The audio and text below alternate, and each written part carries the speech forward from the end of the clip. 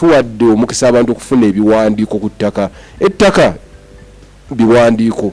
So tuwadde omukisa okuwa busuulu, kusasula busuulu ab'ebibanja. Tuwadde omukisa abantu batalina biwandiiko. Naye nga bakakasa nti ebibanja byabwe bakitaawe baabibawa, abazadde baabwe baabibawa, baabigula, endagalo ne zibula. Tubawadde omukisa bwe beewandisa mu Buganda Land Board okubawa ebiwandiiko ebituufu omuli ebbaluwa entongole ezikakasa obwannannyini bw'ekibanja. Era tuwadde n'abo omukisa abasobola okufuna ebyapa bya liizi ebibya ddala ku myaka 5, 15, 49 okutuukira ddala ku myaka 99.